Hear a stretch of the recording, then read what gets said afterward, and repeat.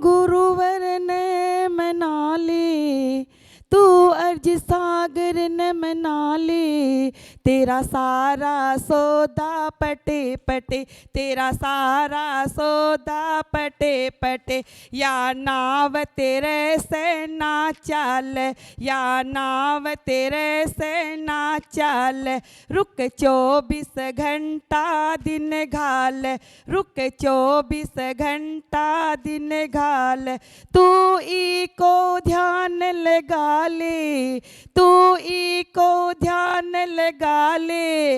इम काई तेरो घट घट, इम काई तेरो घट घट। इका पाँव पकड़ ले कस कस के, तेरा जीवन बीते हंस हंस के। गुरुवर से प्रीत बढ़ा ले, गुरुवर से प्रीत बढ़ा ले। तेरा सारा संकट कटे कटे, तेरा सारा संकट कटे कटे। नमोस्तु महाराज जी, नमोस्तु महाराज जी, नमोस्तु महाराज जी। अब हम सभी गुरुदेव से निवेदन करेंगे, हे गुरुदेव, आप अपनी मंगल वाणी से हमें प्रवचन देकर हमें धर्म की राह बताएं, हमें धर्म में आगे ले चलें। नमोस्तु महाराज जी, नमोस्तु महाराज जी, नमोस्तु महाराज जी। ओम नमः सिद्धिभ्यः।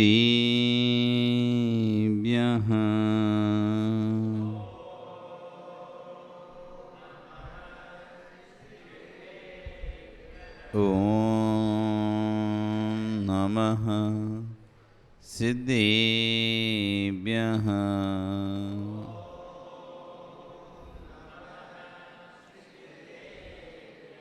ओम नमः सिद्धिभ्यः।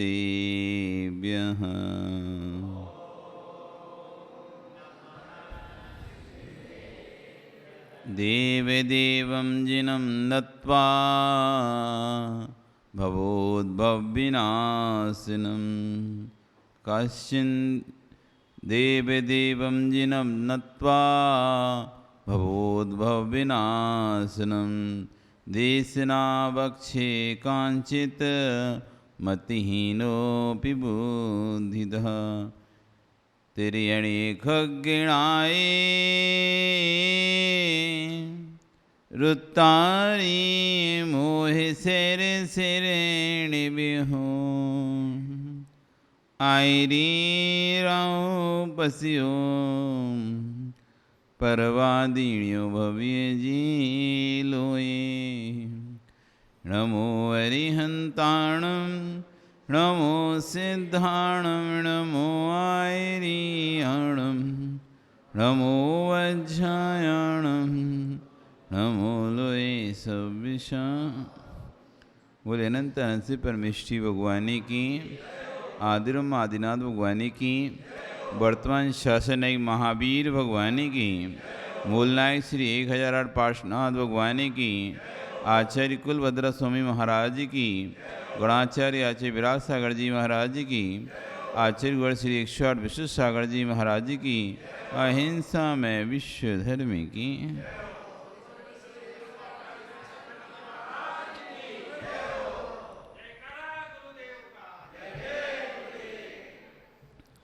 बंधु, वर्तमान शासनिक वर्धमान स्वामी के शासन में तीर्थंकर प्रभु की चरण निष्ठा में बैठकर हम सभी जिन देशना का श्रवण कर रहे हैं। ये जैनेन्द्र वाणी आत्मकल्याण के लिए एक महत्वपूर्ण साधन है। जो सिद्ध बने हैं, सिद्ध बन रहे हैं और आगे सिद्ध बनेंगे, बिना जिनवाणी के श्रवण के नहीं बन सकते। जितने भी सिद्ध बन चुके हैं, बन रहे हैं और आगे बनेंगे, देशना लब्धि के बिना नहीं सुनेंगे। जब तक भगवान की देशना नहीं सुनेंगे, तब तक कोई भी भगवान बन ही नहीं सकता। चाहे सीधे स्वयं समक्षण में जाके सुने, चाहे परोक्ष में इनकी वाणी को सुने, पर जिन वाणी सुनना ही पड़ेगा। कोई सोचे हम बिना वाणी सुने सिद्ध बन जाए, अरे बिना भगवान की वाणी सुने सम्यक दृष्टि नहीं बन सकता जीव। सम्यक दृष्टि बनने के लिए भी भगवान की वाणी झलकती है। जिन देशना, 5 लब्धि में एक लब्धि होती है देशना लब्धि। वो देशना लब्धि जब तक व्यक्ति को नहीं मिलती तब तक वह सम्यक दृष्टि नहीं हो सकता। तो जिनवाणी हमारे सम्यक दर्शन का महत्वपूर्ण अंग है, हमारे जीवन में सम्यक को प्रकट करने में महत्वपूर्ण अंग है। इसलिए जितना श्रद्धा भाव के साथ हम जब जिनवाणी सुनते हैं, विनय के साथ, विनम्रता के साथ, तो कहते हैं जैसे एक कपड़ा सिया आपने, सुई धागे से कपड़ा सिया क्या? सुई धागा उपयोग किया आपने? कपड़ा सीते हो, सी के क्या करते हो? सुई को, सुई से कपड़ा सिया और सीने के बाद उससे क्या करते हो? सुई को हैं क्या करते हैं सुनील? किसमें? गिट्टी में, वो धागे में वापस लगा देते। ऐसे ही लगा देते हो कि धागा डाल के लगा के रखते हो? कैसी रख देते हो? ऐसे क्यों नहीं रखते? ऐसे क्यों नहीं रखते?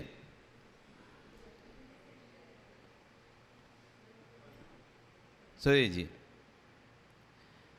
कपड़ा सिया, कपड़ा सीने के बाद ये माताएं क्या करती हैं? उस सुई में धागा डाल के रख देती हैं, खाली नहीं रखती हैं। क्यों?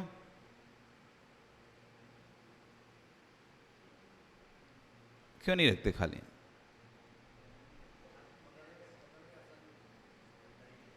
यदि ये सुई गिर जाए कहीं तो ढूंढने में आसानी होगी। बिना धागे की सुई को ढूंढने, आंखों से एक तो सफ़ेद सुई रहती है तो दिखती भी नहीं है, कहीं भी गिर जाए तो धागा डला रहेगा, उस धागे के सहारे हम उस सुई पर तक पहुंच जाएंगे। धागा दिख जाएगा तो उसे धागा दिखते, अरे ये रही सुई। ऐसे एक नहीं महेश जी, इसलिए सुई में धागा डाल के रखते हैं कि सुई कहीं घूम जाए, गिर जाए तो अंधेरे में भी गिर जाए तो आप उस धागे के सहारे उसको ढूंढ लोगे। कहीं भी नीचे भी कहीं भी चली जाए तो धागे के सहारे ढूंढ लोगे, क्योंकि सुई तो ऐसे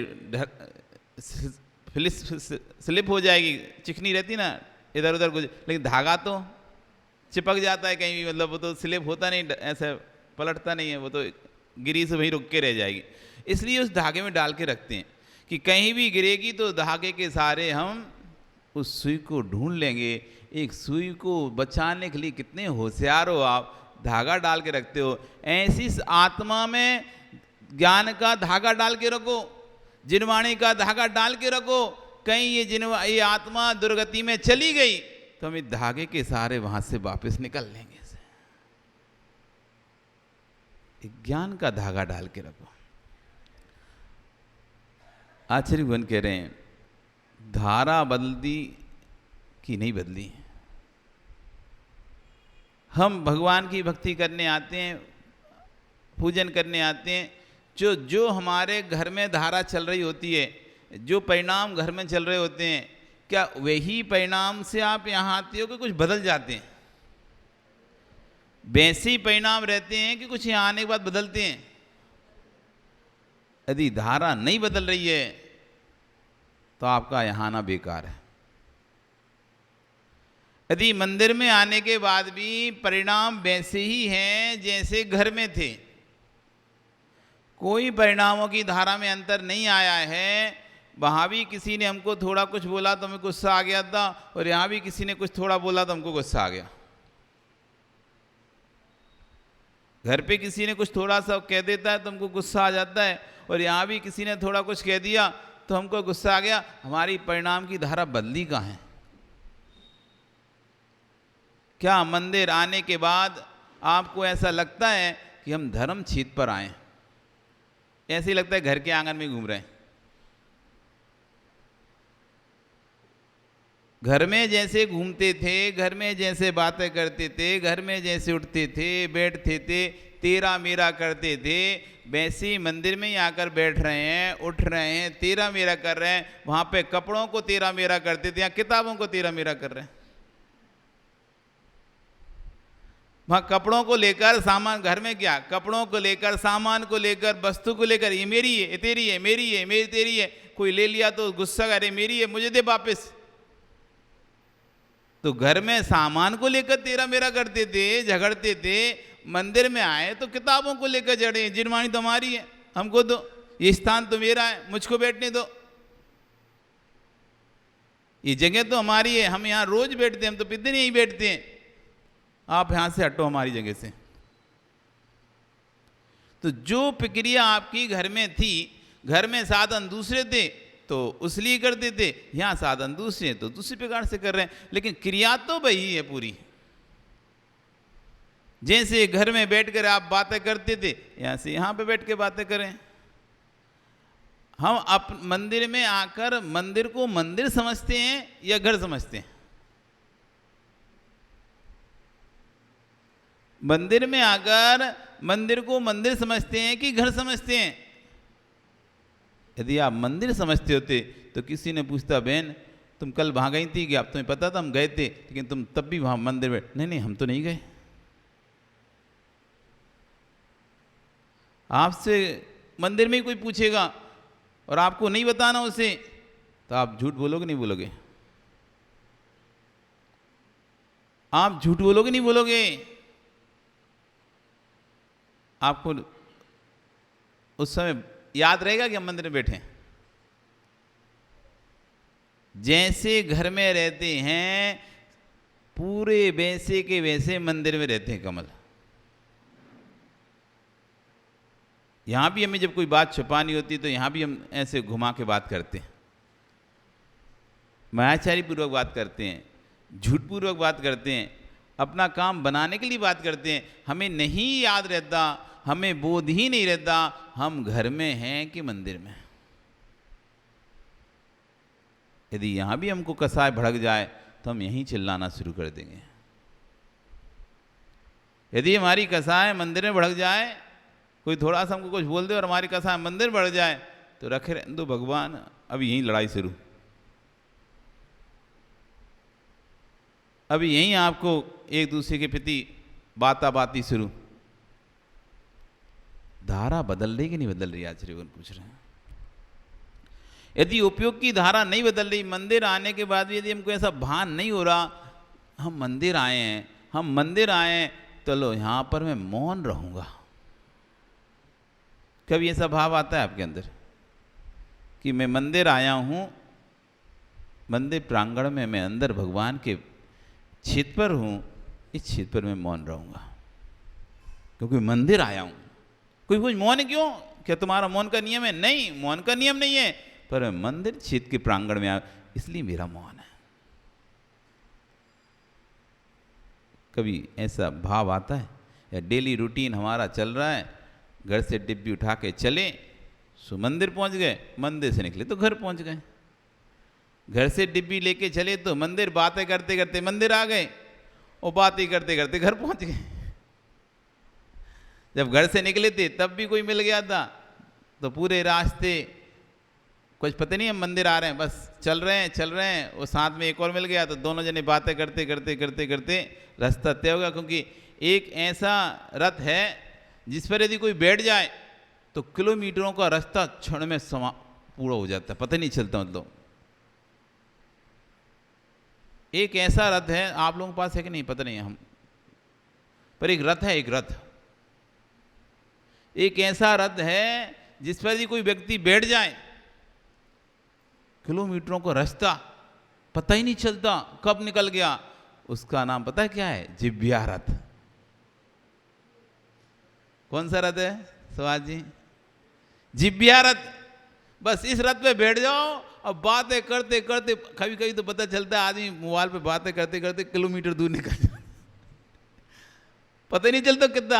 बहुत लोगों को देखते हैं ना मोबाइल बातें करते करते घूमते रहते हैं इधर से उधर, इधर से 50 चक्कर काट लेंगे। वैसे एक चक्कर काटने को तो नहीं काटेंगे, और मोबाइल पे बातें करते करते छत पे 50 चक्कर काट लेंगे, यहाँ से वहाँ, वहाँ से यहाँ, फिर वहाँ से वहाँ। अरे शांति से एक जगह बैठ के बात नहीं कर पा रहे, वो पूरे में चक्कर काट, उन्हें पता नहीं कितने चक्कर काट चुके भी बात करते करते। आधा घंटा 15 मिनट कितना समय निकल गया पता भी नहीं चलता, वो कितने चक्कर काट लिए ये भी नहीं पता। ये जिब्या रथ है, जिब्या रथ है, जिस पर बैठ जाओ तो थकान नहीं। हाँ, इस रथ पर बैठ जाओ तो बिल्कुल थकान नहीं लगती, फिर चाहे तुम कितने ही चल लो, समय भी पता नहीं चलता कितना समय हो गया। और रास्ता भी ऐसा लगता है अरे आ गए। ये वो रथ है, जिब्या रथ। जो बारिश अभय कुमार, राजा सैनिक का पुत्र था अभय कुमार। तो जब आप सैनिक पुराण पढ़ेंगे, सैनिक चरित्र पढ़ेंगे, उसमें एक अभय कुमार का वर्णन आएगा, जो राजा सैनिक का पुत्र होता है। पर षड्यंत्र के माध्यम से मंत्री लोग दूसरे पुत्र को राजा, सैनिक की दूसरी रानी के पुत्र को राजा बनाना चाहते हैं, तो इसलिए अभय कुमार को वहाँ से बाहर कर देते हैं, निकलवा देते हैं। तुम्हारे प्राणों को खतरा, इसलिए अभय कुमार को बोलते तुम जल्दी निकलो यहाँ से। तो अभय कुमार चला तो जाता है, लेकिन वो राज्य में अभय कुमार की ही जरूरत थी। अभय कुमार को सब लोग चाहते थे, फिर अभय कुमार के लिए बुलावा भिजवाया जाता है कि तुम ही आओ वापस, ये राज को संभालो। ये नहीं संभाल पा रहा, कुणिक नहीं संभाल पा रहा राज्य को। तब अभय कुमार जब रास्ते में आ रहा होता है, तब उसे एक व्यक्ति, अनजान व्यक्ति मिलता है। अनजान व्यक्ति मिलता है तो अनजान व्यक्ति से उससे कहता है अपन जिब्या रथ पर बैठ के चलें। तो अभय कुमार उससे बोलता है तो उससे पागल हो गया, कोई तो रथ है नहीं, कौन से रथ पे बैठ के चलेगा ये। कि जिब्या रथ पर बैठकर चलने से रास्ता जल्दी पूर्ण हो जाता है। जब वो घर में अपनी बेटी से उस व्यक्ति पूछता है कि यार वो तो एक व्यक्ति मिला था, वो तो ऐसा बोला ये जिब्या रथ कौन सा रथ है, मैंने तो आज तक रथ ही नहीं देखा ऐसा, और उसके बाद कोई रथ भी नहीं था, और फिर भी बोला कि देखो अपन जिब्या रथ पे बैठे तो शीघ्र पूर्ण। तब बेटी समझ, मतलब जिब्या रथ का मतलब होता है बातें करते करते चलें, मौन मौन मत चलो, मौन चलोगे तो रास्ता बहुत लंबा दिखाई देगा, मूंगे मूंगे चलोगे तो रास्ता लंबा दिखाई देता है, और वही रास्ता यदि बातें करते करते चलें तो रास्ता छोटा हो जाता है, मतलब सीखता से लगते नहीं कब पहुंच गए। तो एक रथ है जिब्या रथ। तो आप जिब्या रथ पर बैठ के यहाँ मंदिर आए, और मंदिर में भी जिब्या रथ से उतरे नहीं, और दर्शन करते रहे जिब्या रथ पे बैठे बैठे, और यहाँ से जिब्या रथ पे बैठे बैठे चले गए, पता ही नहीं चला कब आए, क्या क्या किया और क्या क्या नहीं किया, हो गया। कह रहे धारा बदली कि नहीं बदली है, जब तक तुमको स्वभाव भाव का भास नहीं होगा, आभास नहीं होगा, तब तक शुद्ध उपयोग में कैसे जाओगे। स्वभाव भाव का बोध होना चाहिए कि नहीं होना चाहिए। शुभ अध्यात्म भावना रूप चिंतन नहीं चलेगा, तब तक भैया बिना साधन के साथ की सिद्धि नहीं होती। आचार्यगण कह रहे हैं बिना साधन के साथ की सिद्धि नहीं होती। और आपसे ही पूछ रहे हैं, पता नहीं क्यों आचार्यगण आपसे ज़्यादा प्रश्न कर रहे हैं। माँ बताओ, यदि आपको उसी आटे से यदि बालूशाही बनाना है तो आपका हाथ बदलेगा कि नहीं। पूड़ी बनाना है तो हाथ बदल जाता है, रोटी बनाना है तो हाथ बदलता है कि नहीं। हाथ ही नहीं बदलता, भाव भी बदलता है। सिर्फ हाथ की क्रिया नहीं बदलती, भाव भी बदल जाता है। जो बनाना होता है वैसा आपका हाथ उस आटे को कड़क और नरम करने में चला जाता है। कैसा आटा है, आटा सामने वाले ने लगा के आपको दे दिया है और आपको कहा कि जाओ इससे रोटी बनाओ, तो आप ऐसे ऐसे दबा के देखोगे रोटी का है कि नहीं है। यदि नहीं होगा तो आप उसे रोटी का बनाओगे। कोई कहेगा पूड़ी बनाओ, तो आप दबा के देखो पूड़ी का है कि नहीं है। नहीं है तो आप पूड़ी का आटा करोगे उसे। पराठे का बोलेगा पराठे करोगे, बालूशाही बोल, जिसका आपको जैसे ही कहेगा वैसे ही आपका हाथ बदल जाएगा। पानी पर आपका हाथ चला जाएगा, नहीं तो आटे पर आपका हाथ चला जाएगा। यदि आपको कड़क करना हो तो आटा डालोगे और नरम करना हो तो पानी डालोगे। तो जैसा आपने अंदर परिणमन किया, हाथ बदला, भाव बदला। जैसे ही हाथ बदलते हैं, भाव बदलते हैं, भाव बदलते हैं, हाथ बदलते हैं। हाथ बदले, भाव बदला, भाव बदले, हाथ बदला। ऐसे ही हम जब भगवान के पास आ रहे हैं तो जिन भावों से हम आ रहे हैं, जैसे ही हमने भाव बदले, भगवान की भक्ति करने जाना है तो हाथ बदल गया आपका। जो हाथ आपको लिपस्टिक लगाने में जा रहा था, नैन पॉलिश लगाने जाता, जैसे ही किसी ने कहा कहाँ जाना है, मंदिर जाना, अच्छा मंदिर जाना है, वो हाथ नीचे रखा हो गया। किसी ने कहा तैयार हो जाओ, आप तैयार हो रहे थे और आपके हाथ में लिपस्टिक थी, नैन पॉलिश था, आपने पूछ लिया कहाँ जाना है, तो सामने कहा मंदिर जाना है, तो आप रख दिए नीचे। उसने पूछा, आपने पूछा कहाँ जाना है, पार्टी में जाना है, तो लगाना शुरू कर दिया। भाव बदला तो हाथ बदला कि नहीं बदला? जैसे ही भाव बदला, पार्टी का नाम सुना तो लगाना लगे, और मंदिर का नाम सुना तो रख दिए। हुआ क्या है? सुनने से ही भाव अरे मंदिर जा रहे हैं, वहाँ तो जितने सात्विक तरीके से जाएं, जितने सात्विक तरीके से रहें, जितना कम श्रृंगार करके जाएं उतना अच्छा। इसलिए आप वहाँ पर जब जाते हो, मंदिर के नाम सुनते हो तो सात्विक साड़ी पहन लेते हो, सात्विक रूप से तैयार होते हो, बस थोड़ा सा चेहरे पर तेल आदि क्रीम आदि थोड़ा सा लगा के और आप मंदिर आ जाते हो। और वही जब पार्टी का नाम सुनते हो तो 10 तो साड़ियों छांटना पड़ता है पहले, तो कौन सी पहने आज पार्टी में जा रहे हैं तो कौन सी पहने, अच्छी कौन सी लगेगी, वहाँ पर कितने सारे लोग आए, उन पास तो कितनी अच्छी अच्छी होंगी। और यहाँ तो क्या मंदिर में क्या है, लाल, हरी, पीली, नीली, 2-4 कलर हैं, वे फिक्स हैं, तो वो रखें यहाँ लगी, यही पहनना है। और पर पार्टी में जाने के लिए तो सोचना पड़ेगा ना कौन सी पहनना है, फिर चेहरे का श्रृंगार भी देखना पड़ेगा, तो सब देखना पड़ता है। तो जैसे ही क्षेत्र का नाम सुनते हैं तो भाव बदल जाते हैं। यदि भाव ना बदलें तो फिर आप उस क्षेत्र पर जाकर उस क्षेत्र का लाभ नहीं ले पाओगे। इसलिए आचार्यगण कह रहे हैं कि सो जैसे जिसके अपने भाव बदलवाना है तो भाव बदलिए और शरीर मन क्रिया को व्यवस्थित कीजिए। पुरुषार्थ करो, पुरुषार्थ करो, पुरुषार्थ करो, बार बार पुरुषार्थ करो। ज्ञानी धर्म करते करते भी अधर्म कर लेता है। जीव धर्म करते करते भी अधर्म कर लेता है। जब पलक ऊपर उठती है तब धर्म होता है, और जब तक पलक नीचे आती है अधर्म हो जाता है 30 देर। आप मंदिर प्रवेश किए, घंटी बजाई और आप सीधे देखते आ रहे थे पलक उठाकर भगवान को। जब आप देख रहे थे सिर्फ आपको भगवान दिख रहे थे, और जैसे ही आप झुके तो नीचे व्यक्ति दिख गया कोई, जो जिससे आपको द्वेष था, जिससे आपको राग था, ऐसा कोई व्यक्ति आपको दिख गया। तुरंत जो भाव भगवान की भक्ति थे वो भाव तुरंत बदल गए। एक क्षण पहले जो भाव आप मंदिर के घंटी बजाकर जो भगवान को देखते हुए अंदर प्रवेश किए थे, दर्शन के जो परिणाम थे, तुरंत जैसे ही आपकी पलक नीचे हुई, किसी का चेहरा दिखा, या तो राग उत्पन्न हो गया अथवा द्वेष उत्पन्न हो गया। एक पलक झपकते में अधर्म हो गया। पलक उठते समय धर्म था और पलक नीचे होते होते अधर्म आ गया।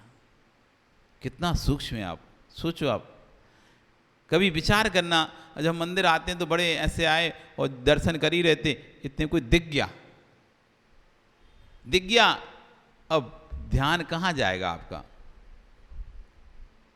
ऐसा व्यक्ति दिख गया, या तो आपका मित्र था, रिश्तेदार था, दोस्त था, शत्रु था, या जिसे आप बहुत दिनों ढूंढ रहे थे, ऐसा व्यक्ति था, कोई भी ऐसा था।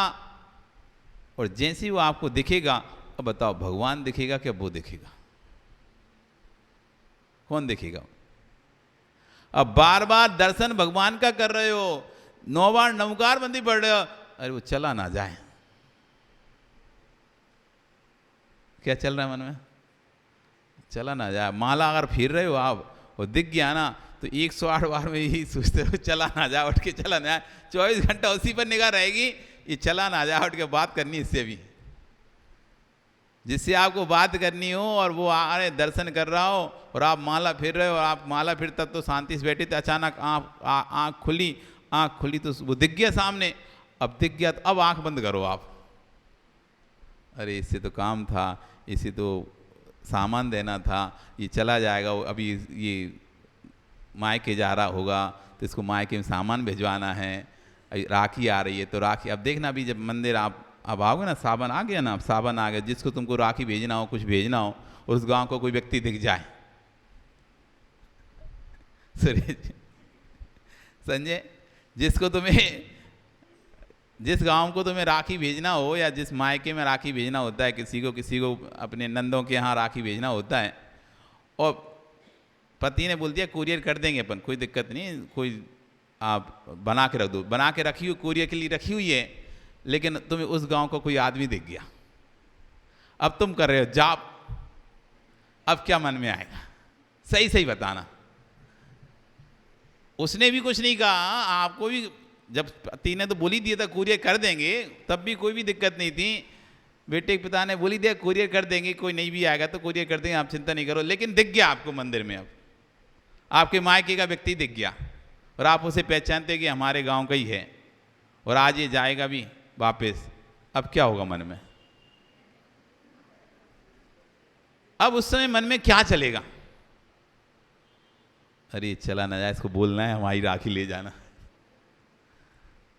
अब पूरी जाप करते करते, माला फेरते फेरते पूरे समय ये अपने भावों से पूछो उस समय क्या चलेगा? ये चला ना जाए, इसे राखी देना है, ये चला ना जाए, ये राखी देना है, इसे उसको बोलना है हम हमारे घर से ले जाना। अब नहीं तो फिर कौन बोलेगा, पता नहीं कहाँ चला जाएगा, अभी निकल ना जाए, कब की ट्रेन है, कब की बस है, पूरा तुम्हारे अंदर। अब बोल भी नहीं सकते क्योंकि हाथ में क्या है, हाथ में क्या है? माला। उठ भी नहीं सकते, अभी आदि ने अभी शुरू ही करी थी शुरू ही की थी, थोड़ी सी हुई थी, अब पूरे समय वो माला फेरते और ऐसा लगा बस बस जल्दी जल्दी जल्दी जल्दी फिर रहे थे। और ऐसा हुआ कि जब तक तुम आखिरी फिर के नहीं सोचे चलो नौवां उठता हूँ, और जब तक आँख खोली तब तो गायब हो गया, चला गया। अब देखो भाव क्या परिणाम चल रहे हैं। जिनेंद्र की प्रतिमा का अवलोकन कर रहा था, जब पलक ऊपर गया था तो नीचे कोई पुरुष बैठा था। जैसे ही पलक नीचे आई तुमने उसे देखा और पूछा कब आए? तुरंत प्रश्न उठा आपका, कब आए? हे पापी, आचार्य, हे पापी, 3 लोक के नाथ के चरणों में आकर भी तू पुरुष को देख रहा है, परमात्मा को भूल रहा है। ये फोन की डिबिया क्या आ गई, इनने तो नाश ही कर दिया है। इधर पूजा करते हैं, ओम ह्रीम देव शास्त्र, घंटी बजने लगी, ओम ह्रीम देव। अच्छा कौन? अब सोचेंगे इसको उठाऊं कि नहीं, अब देव शास्त्र अधर में लटक गए वे देव शास्त्र अधर में लटक गए, ओम ह्रीम देव शास्त्र। अब उठाना कि नहीं उठाना? अभी हम पूजा कर रहे हैं काटे। आप सोचो, मतलब हमारा उपयोग कहाँ रहता है? देव शास्त्र गुरु बोल भी रहे हैं, महावीर भगवान की पूजा भी कर रहे हैं, तीर्थंकरों पूजा कर रहे हैं, इधर पूजा करने लग गया, उधर बजने लग गई घंटी, और जैसी घंटी बजी तो पूजा हो गई भंग। अब मन नहीं लग रहा, अब ये लग रहा कि इसका फ़ोन उठाना है जल्दी से, पता नहीं क्यों अर्जेंट फ़ोन आ रहा है, क्यों इसने मैसेज कर दिया, अर्जेंट बात करनी है, उसने मैसेज और कर दिया। फ़ोन तो तुमने नहीं उठाया, 4-5 बार फ़ोन बजाया, तुम नहीं उठाया, देख देख कैसे देखते रहे। अब बाद में पूजा के बाद उठाएंगे, उसमें लिखा आ गया अर्जेंट काम है, मैसेज है, नोटिफिकेशन ऊपर ही आ जाता है ना, दिख गया अर्जेंट। अब तो ऐसा लग रहा है छोड़ो पहले बात करो, क्या अर्जेंट है, क्या हो गया, क्या हो गया, क्यों इतना अर्जेंट बोल रहा है? अब तो मन लगा ही नहीं रहा, पूजा हो गई भंग। तो आचार्य भगवान कह रहे हैं उधर पूजा करने लगा, उधर बजने लगी घंटी, पूजा भंग हो गई, घंटी सुनने लग गया। ऐसा भागा कि वहाँ से भागा, बाहर आकर खड़ा हो गया, पर उसे मालूम ही नहीं था कि दूसरी घंटी भी और बज रही थी। फोन की घंटी ने भगवान के द्वारे से बाहर भगा दिया, और जैसे ही भगवान के द्वारे से बाहर आया तब यमराज की घंटी बज गई, आयु कर्म छीन हो गया। ऐसे ऐसे कई जीव देखे जाएंगे। आप कभी तटस्थ होकर देखना, घंटी बजा के हाथ में चावल लेके वो अंदर प्रवेश ही कर रहा है, इतने बज गया फोन, तो उल्टे पैर लौट जाएगा बैंक में, बिल्कुल दरवाजे पे खड़ा है, बस एक पैर दरवाजे के अंदर ही रखना है, इतने बज गई घंटी, उसने फोन उठाया, हेलो, और भाई पीछे लौट गया। उससे पता चला आयु कर्म के निषेध खिर गया और अंतिम सांस निकल गई। उसे फोन ने भगवान से दूर कर दिया। यदि फोन नहीं साथ में लेके आता तो अगला कदम उसका मंदिर के अंदर होता, अगला कदम मंदिर के अंदर होता। आप देखते नहीं हो क्या, जो फोन लेके आते हैं जैसी घंटी वैसी उठ के बाहर भागते हैं, उठकर बाहर भागते हैं, भगवान से दूर हुए। आयु कर्म का उसी समय क्षय होना था। जो प्राण भगवान के पादमूल में बैठ के निकलने वाले थे, गुरु के पादमूल में बैठ के निकलने वाले थे, वो प्राण अन्य क्षेत्र में जाकर निकले।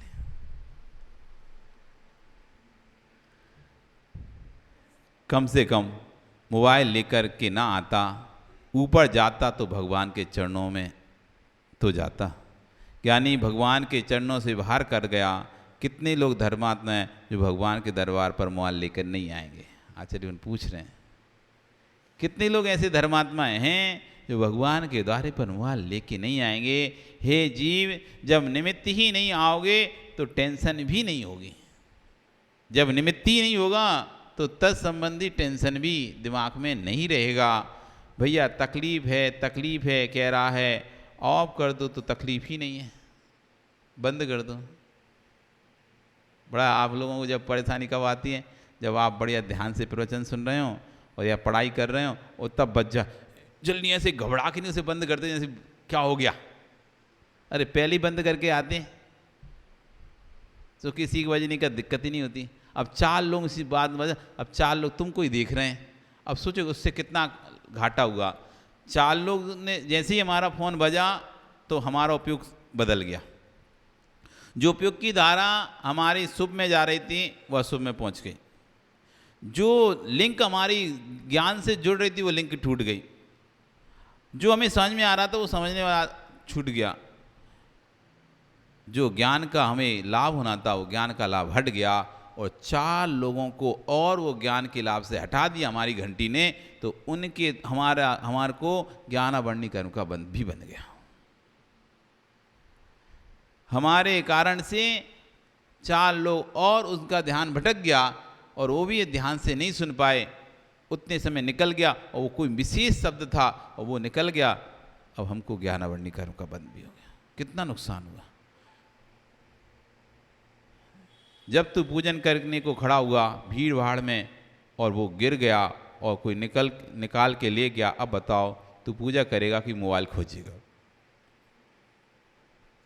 मोबाइल चला गया मंदिर में ही, पूजा करते करते कोई ने उठा लिया बगल से, या गिर गया नीचे दब गया, कहीं और रख के भूल गए। अब पूजा करोगे मोबाइल खोलोगे? पहले मोबाइल खोजेगा। आजकल सबसे ज़्यादा मोबाइल की चोरी हो रही है। लेकर आया ही क्यों था जो चला गया।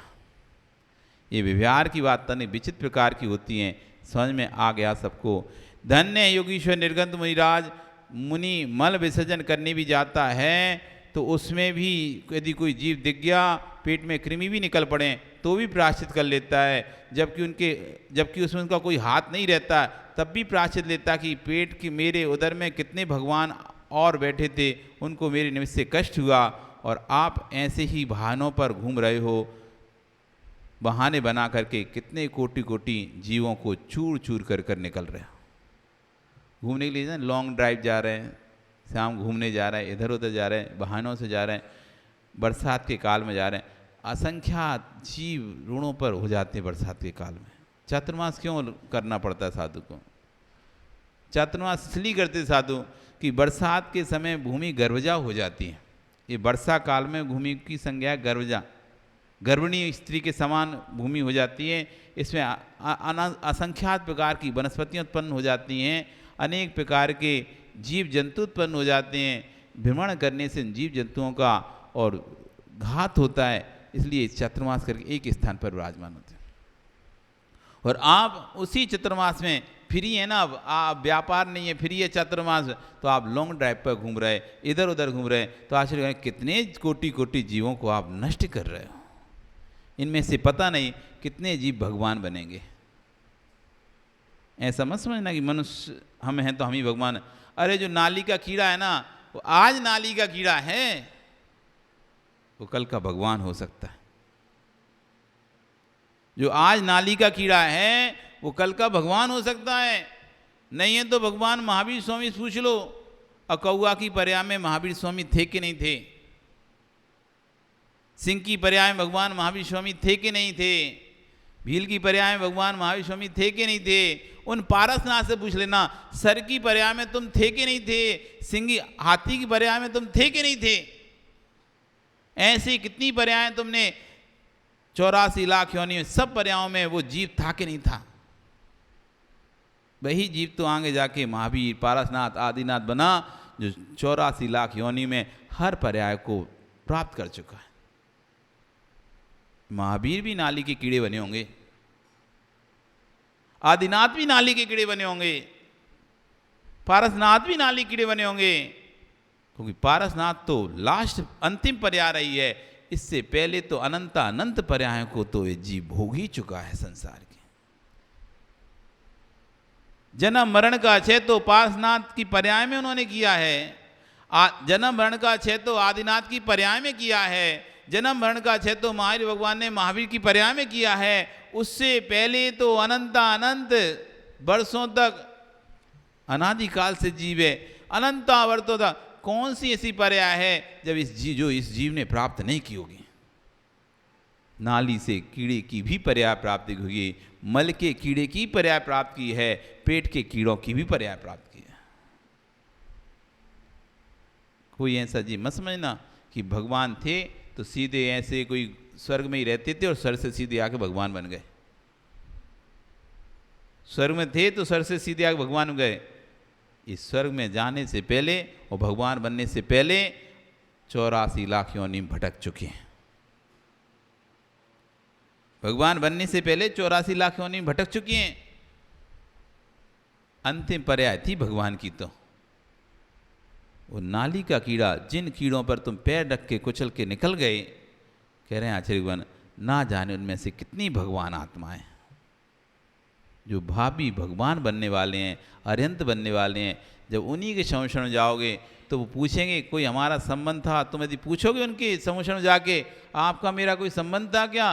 तब बताएं हाँ भैया, तुम हम पैर से कुचल के गए थे, हम वही जीव हैं जिसको तुमने गाड़ियाँ चलाई थी, पैर से कुचला था, मैं वही जीव हूँ। कोटि कोटि जीवों को हमने नष्ट कर दिया। शारीरिक मानसिक बड़ी व्यथा है जीव को, मानसिक पीड़ा बहुत बड़ी पीड़ा है। वर्तमान में सर्वाधिक रोगियों की संख्या मानसिक है, सर्वाधिक पीड़ित मानसिक रोग से पीड़ित व्यक्ति हैं। और जीवन में ध्यान रखना, हीन भावना आत्मा का प्रबल शत्रु है। अंतर में कभी हीन भावना मत लाना। हीन भावना सोचते ना, अरे हमारे पास तो कुछ है ही नहीं है, इस पास इतना है, हमारे पास तो कुछ भी नहीं है, हम कितना ही करें हम नहीं कमा सकते, हम कितना ही करें हम तो नहीं बढ़ सकते, हम कितना ही करें हम किसी को खुश कर ही नहीं सकते। ऐसी भावना आ जाती है किसी के अंदर। तो कह रहे हैं हीन भावना आत्मा का प्रबल शत्रु है, हीन भावना मत आने देना। जितनी फांसियाँ लग रही हैं, लोग जहर खा रहे हैं, उनका हेतु क्या है? ये हीन भावना में चले गए, अब तो मैं कभी उठ ही नहीं पाऊंगा। गिर गया आदमी, 4 से गिर गया, भावों से गिर गया, अब वो क्या सोच रहा है? अब तो मैं कभी उठ ही नहीं पाऊंगा, लोगों में सम्मान प्राप्त ही नहीं कर पाऊंगा। बस इस हीन भावना में चला गया, फांसी लगा ली, अब मैं किसी से नज़र मिला ही नहीं पाऊंगा।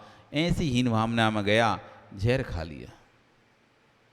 हीन भावना में गया व्यक्ति आत्मा का प्रबल शत्रु। जो जो हीन भावना में जाते हैं उनका उत्कर्ष खत्म हो जाता है, वो भाई उनका फिर जिंदी लाश की तरह हो जाते हैं। बस वो तो कोई भी कार्य उनके द्वारा होता नहीं है, न वो किसी कार्य को कर पाते सही तरीके से। मान की पुष्टि का भाव, हीन भावना का सद्भाव। मान की पुष्टि जब आप हो जाता है तब हीन भावना का सद्भाव हो जाता है।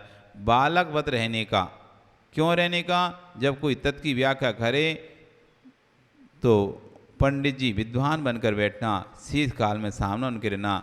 आप अपनी विद्वत्ता हर समय दिखाओगे तो सामान्य लोग हीन हो जाएंगे, उनके मन में क्लेश पहुँचेगा, और ये मन में क्लेश जो हो रहे हैं इतने नीचे गिर जाओगे कि फांसी लगा सकता है। अपन को अपना आश्रय, उनका धन वैभव आपके यदि पास भी है ना, कितना भी पैसा यदि आपके पास है, तब भी आप अपने पैसे को ज़्यादा किसी को मत दिखाओ, क्योंकि आपके ज़्यादा वैभव दिखाने से दूसरा हीन भावना में जा सकता है। अरे हमारे पास तो कुछ नहीं है, हम तो कुछ कर ही नहीं सकते, हम तो कुछ कर ही नहीं सकते, हम तो कुछ कर ही नहीं सकते, ऐसे इसके अंदर परिणाम आ जाते हैं। ये देखो कितना करते हैं, हम तो कुछ नहीं कर सकते। इसलिए सामान्य रहना चाहिए। इसलिए अपन को दिखावा करने की आवश्यकता नहीं है।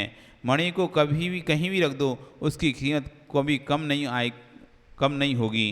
पर कांच के टुकड़े को सोने की डिब्बी में ही रख दो, मखमल की डिब्बी में ही रख दो, तो उसकी कीमत बढ़ेगी नहीं। जौहरी के घर जाओगे तो जौहरी पकड़ लेगा कौन हीरा है कौन कांच है। इसलिए अपन को अपने दिखाने, यदि हम पास धन वैभव कुछ भी हो ना, तो ज़्यादा शोबाजी नहीं करना चाहिए। आप सामान्य जीवन जीना चाहिए, सामान्य रहना चाहिए, और तो कुछ नहीं कहना। वस्तु स्वरूप ही ऐसा है। पंच परावर संसार से बचना है, पंच परावर संसार से बचना है तो पंच परमिष्टि भगवान को द्याओ और पांचों पापों से दूर हो जाओ। 5 पापों से बच जाओ, परमिष्टि को ध्याओ, बनियो, पंच परार से बच जाओगे। जिसकी आप वंदना कर रहे हो वैसे आप भी बंदी हो जाओगे। हीन भावना में मत जाओ। ऐसा मत सोचना कि हम भगवान नहीं बन सकते, हम भगवान नहीं बन सकते, हम तो शरीर ही साथ नहीं थे, हम तो कुछ भी नहीं करते, हम तो कैसे भगवान बन सकते हैं, हम कैसे। हीन भावना मत जाओ। आप अपने अंदर विश्वास ज़्यादा रखो। आप अभी नहीं बन सकते, कोई बात नहीं, किसी ना किसी तरह मैं जरूर भगवान बनूंगा, मैं पीछे नहीं हटूंगा, मैं अपने पुरुषार्थ करने में पीछे नहीं हटूंगा। आज नहीं तो कल, कल नहीं तो परसों मैं जरूर भगवान करूंगा। ऐसा अंदर में कहते ना आत्मविश्वास जागृत करो। हमें अपने ऊपर विश्वास नहीं, हम भगवान बन सकते हैं। तो ये विश्वास है कि गुरु तुम भगवान बन सकते हो क्या? पक्का विश्वास है, बन सकते हो तो फिर शुरू हो जाओ। विश्वास है बन सकते हो तो फिर उस राह पर चलना प्रारंभ करो। विश्वास नहीं तभी तो आप राह पर नहीं चल रहे। विश्वास आपको अपने ऊपर नहीं है ना कि हम भगवान बन सकते हैं, इसलिए कहते नहीं यहीं ठीक है, जैसे यहीं ठीक है भैया, काय को जी और छोड़ दें, मिले नहीं मिले क्या पता। वो भविष्य का सुख मिला नहीं मिला, वर्तमान का और छूट जाएगा, इसलिए यही कम से कम भोग लें। बाद में कौन ने देखी मिले कि नहीं मिले, इसलिए वर्तमान का क्यों छोड़ें। तो भैया अभी तुम्हें विश्वास नहीं अपने ऊपर। जिसको विश्वास नहीं होता ना वो छोटे में अटक जाता है। जिसको विश्वास होता है मैं तो बड़ा अर्जित कर सकता हूँ, करूँगा, तो कहते हैं बड़े के लिए छोटा लाभ छोड़ देना चाहिए। बड़े फायदे के लिए छोटा फायदा छोड़ देना चाहिए, बड़े सुख के लिए छोटा सुख छोड़ देना चाहिए। अब तुम्हें बड़े सुख पे विश्वास ही नहीं है तो तुम छोटा सुख नहीं छोड़ पाओगे। यदि विश्वास है हाँ मैं भगवान बन सकता हूँ, मेरे अंदर योग्यता है, बिल्कुल आप उस रास्ते पे निसंक होकर बढ़ जाओगे। वही आदमी डरता है जिसे अपने आप पर विश्वास नहीं होता, और जिसे अपने आप पे विश्वास होता है मैं निकल जाऊंगा इस रास्ते से, तो अंधेरे रास्ते से भी निकल जाता है बिना डरे। और जो विश्वास नहीं हुआ, कितनी भी स्ट्रीट लाइट जलती रहे, दिन का उजाला भी क्यों ना हो, तब भी जिससे अपने ऊपर विश्वास नहीं, वो कहे ये कोई साथ में चलो, हम अकेले नहीं जाएंगे, साथ चलो, कोई आप हमारे साथ चलो, हम अकेले डर लगता है, क्योंकि उसे विश्वास है नहीं कि मैं अकेले भी पहुंच जाऊंगा अपने घर। तो मार्ग पर वही आगे बढ़ता है जिसे, तो आपको विश्वास है कि नहीं है? ओ भागचंद जी, विश्वास है कि नहीं है? तो फिर क्या सोचा है? ओ लालचंद जी, सो रहे कि सुन रहे हो? विश्वास है क्या? किस पे?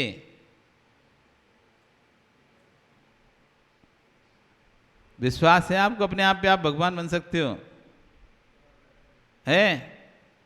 फिर चलें?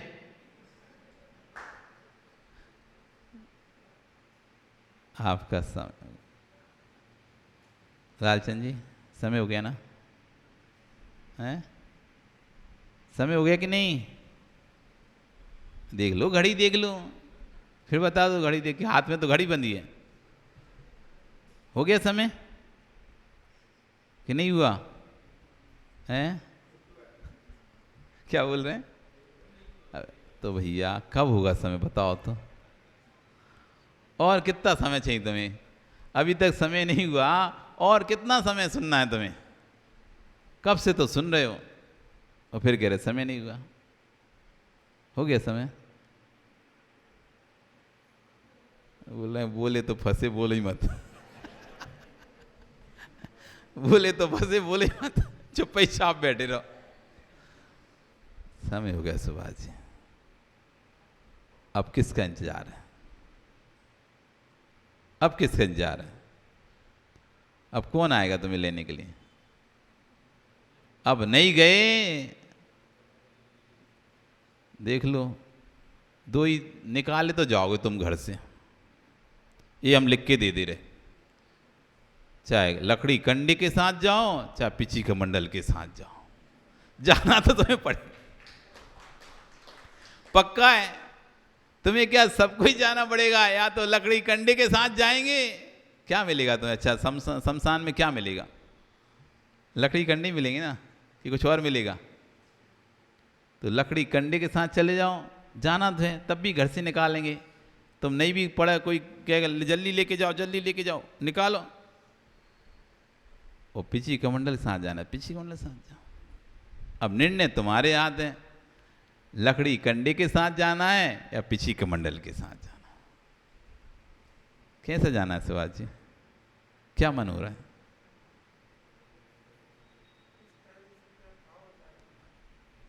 कुछ कह नहीं सकते। कैसे भाव होंगे, कब भाव होंगे, कब ये दर्शन चाँद मोहिनी कर्म का क्षेपसम होगा। जिस दिन चाँद मोहिनी कर्म का क्षेपसम होगा, उसी दिन तुम्हारे भाव पिची कमंडल के साथ निकलने होंगे। नहीं तो लकड़े कंडी के साथ तो फिर तुम्हें जाना ही है। ठीक है, अब जाओ, हो गया समय। कल फिर आओगे ना? पर आ रही तो कल फिर चर्चा करेंगे। बोली भगवान महावीर स्वामी की।